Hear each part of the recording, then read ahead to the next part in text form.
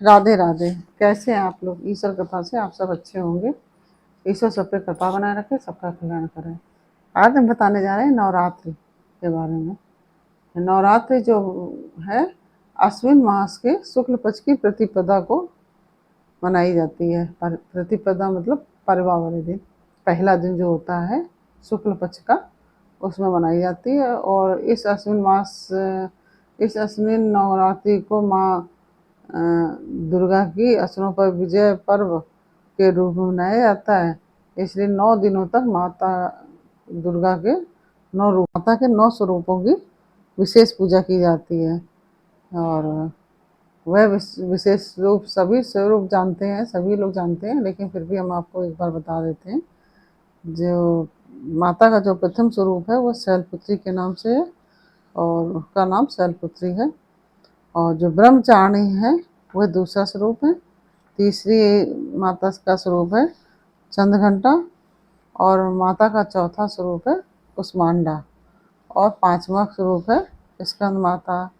छठा स्वरूप है कात्यायनी माता, और 7वां स्वरूप है कालरात्रि माता, और माँ का 8वां स्वरूप है महागौरी माता, और 9वां स्वरूप है सिद्धिदात्री।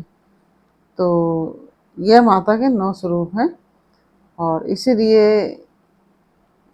9 दुर्गे बोले जाते हैं और नवरात्रि बोली जाती है, क्योंकि 9 दिन रात्रि को जागरण किया जाता है माता के नाम से। तो इसलिए इन नवरात्रियों को नवरात जो 9 दिन रात होते हैं उनको नवरात्रि बोली जाती है। तो आज हम आपको प्रथम स्वरूप के बारे में बताने जा रहे हैं, और वह आप ध्यान से सुनिए। माँ दुर्गा अपने पहले स्वरूप में शैलपुत्री के नाम से जानी जाती हैं। पर्वत राज जो हिमालय के यहाँ, वह पुत्री के रूप में उत्पन्न हुई थी माता दुर्गा। और हिमालय के यहाँ उत्पन्न होने के कारण इनका नाम शैलपुत्री पड़ा। शैल मतलब पहाड़ को, पर्वत को शैल कहते हैं ना। हिमालय का दूसरा नाम शैल भी है, पर्यायवाची। तो इसलिए माता का नाम शैलपुत्री पड़ा। वृषभ स्थिता इन माता जी के दाहिने हाथ में, वृषभ पे स्थित है माता यह, और उनके दाहिने हाथ में त्रिशूल और बाएं हाथ में कमल पुष्प सुशोभित है। और यही 9 दुर्गा स्वरूपों में प्रथम दुर्गा हैं। और अपने पूर्व जन्म में ये प्रजापति दक्ष की कन्या के रूप में उत्पन्न हुई थी।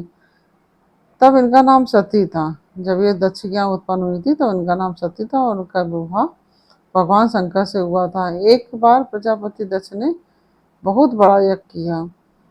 इसमें उन्होंने सारे देवताओं को तो अपना अपना यज्ञ का भाग प्राप्त करने के लिए निमंत्रित किया। जब सती ने सुना कि हमारे पिता के यहाँ अत्यंत विशाल यज्ञ का मेरे पिता जो है विशाल यज्ञ का अनुष्ठान कर रहे हैं, तब वहाँ जाने के लिए उनका मन विकल हो उठा। क्योंकि सभी लोग जा रहे थे, आकाश मार्ग से देवता आदि जा रहे थे, तो वो मतलब उनका मन विचलित हो उठा कि हमको भी वहाँ जाना है। और अपनी यह इच्छा उन्होंने शंकर जी को बताई। सारी बातों पर विचार करने के बाद शंकर जी ने कहा, प्रजापति दक्ष किसी कारणवश से हमसे रुष्ट हैं।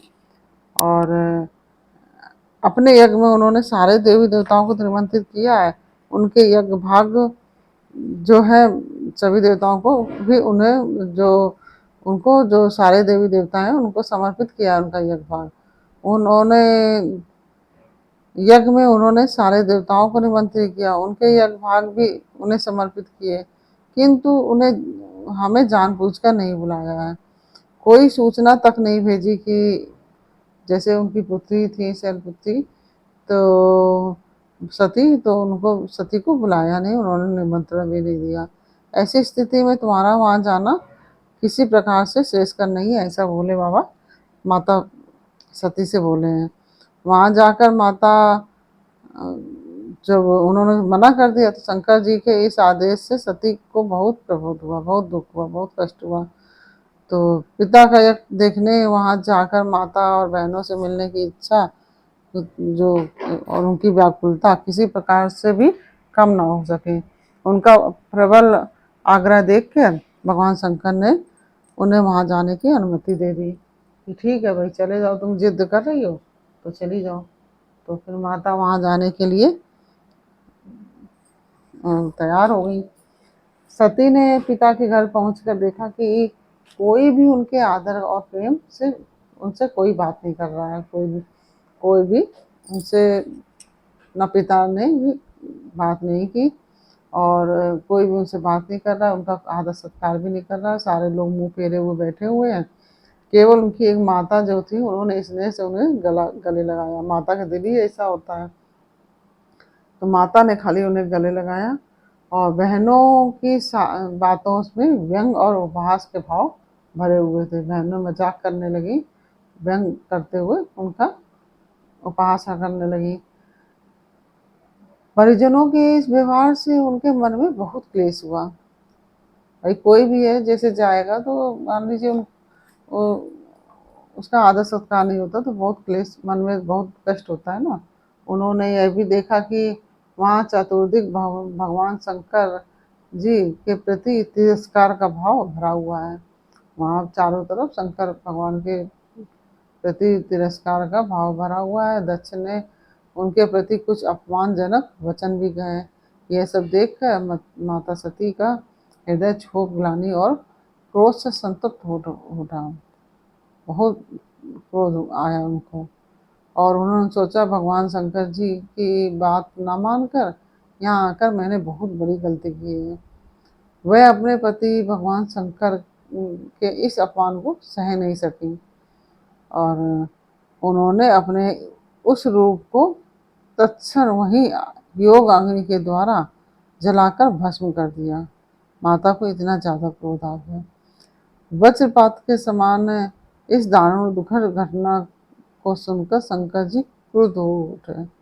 उन्होंने अपने गणों को भेजकर दक्ष से उस यज्ञ का पूर्णता विध्वंस करवा दिया। अपने गणों को भेजकर वहाँ यज्ञ विध्वंस करा दिया। जो सती थी उन्होंने योग अग्नि के द्वारा अपने शरीर को भस्म कर अगले जन्म में शैलराज हिमालय की पुत्री के रूप में जन्म लिया।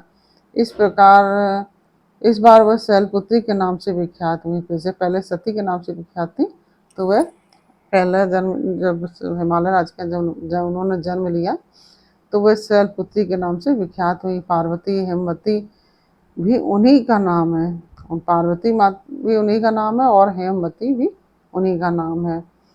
उपनिषद की एक कथा के अनुसार उन्होंने ही हेमवती रूप से देवताओं का गर्भभंजन किया था। शैलपुत्री देवी का विवाह भी शंकर जी से ही हुआ। पूर्व जन्म की भांति इस जन्म में भी वह शिव जी की ही अर्धांगिनी बनी। 9 दुर्गा रूपों में प्रथम शैलपुत्री का महत्व और शक्तियां अनंत हैं। नवरात्र पूजन में प्रथम दिवस इन्हीं की पूजा और उपासना की जाती है।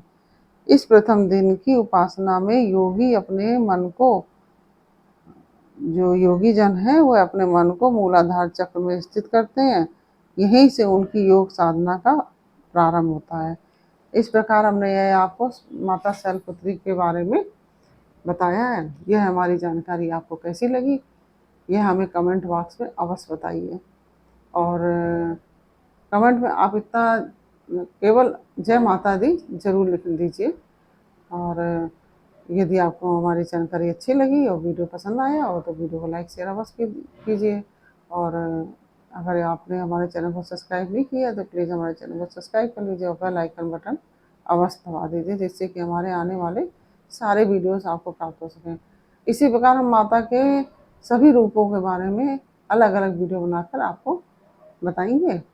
और ब्रह्मचारी माता का कैसे प्रकट हुई और सब उनका उन्होंने क्या क्या किया कि ये सब बारे में हम आपको सब बताएंगे। और क्योंकि एक वीडियो में सब संभव नहीं है, इसके लिए हर माता के हर स्वरूप के लिए अलग अलग वीडियो हम आपको बनाकर बताएंगे।